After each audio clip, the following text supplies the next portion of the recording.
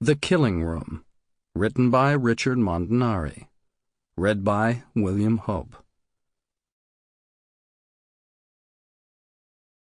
A hard heart shall fear evil at the last, and he that loveth danger shall perish in it. Ecclesiasticus chapter 3, verse 27.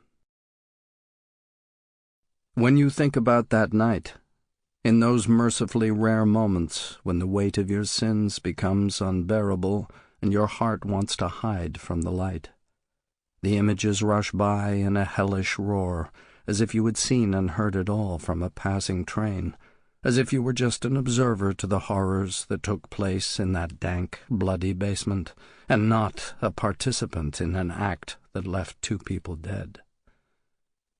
When you think about that night, you know the full debt of the living.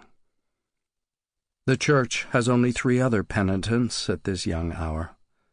An elderly man in a creased gray suit sitting in the first pew, his grocery bag waiting patiently in the aisle beside him. A couple in their early 20s, both kneeling, eyes closed, hands clasped in supplication, the aura of grief and loss almost visible around them. You've rehearsed the story so many times it has begun to resemble a fable, and you don't want to tell it that way. It was a brutal nightmare, and now that you know you are going to say the words aloud for the first time, you feel something unmoor inside you. You hold a rosary, not praying, rolling the beads instead as an affectation, something to do with your hands while waiting, something to keep your hands from trembling. 30 years. How has 30 years passed in a single sunset? You are late middle-aged now, your nest long empty, your friends dead or dying, the love of your life 3 cold winters in the ground.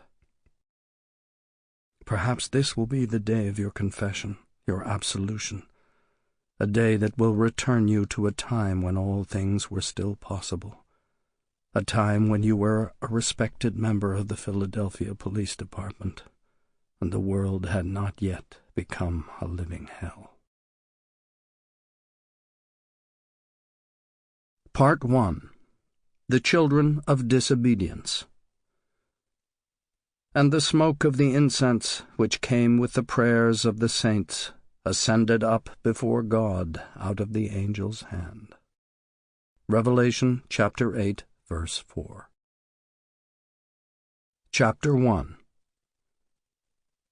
When she was a young girl, before the night embraced her with its great black wings, and blood became her sacramental wine, she was in every way a child of light. To those who knew her in those years, she seemed a studious girl, quiet and polite, given to watching clouds for hours on end, oblivious, as only the very young can be, to the crushing poverty that surrounded her, the chains that had enslaved her kind for 5 generations. She was 6 years old before she wore a pair of shoes she did not share. She was 8 before she buttoned a dress someone had not stained before her. For the longest time she lived inside the high stone walls of her mind, a place where there were no shadows, no demons. In her 13th year, on a night when the candles fell cold and the moon was not to be found, she met the darkness for the first time. Not the darkness that follows day, descending upon the earth in a deep violet blush, but rather that which dwells within men, men who travel the hard-pan roads, gathering to them the mad, the fallen, the corrupt of heart, their deeds the silt of backwater lore. On that night a seed was sown in her body, her spirit. Now, these many years later, in this place of misery and wretchedness, in this house of 7 churches, she knows she belongs. There are no angels here. The devil walks these streets. She knows him well, his face, his touch, his scent. Because in her 13th year... Sample complete. Ready to continue?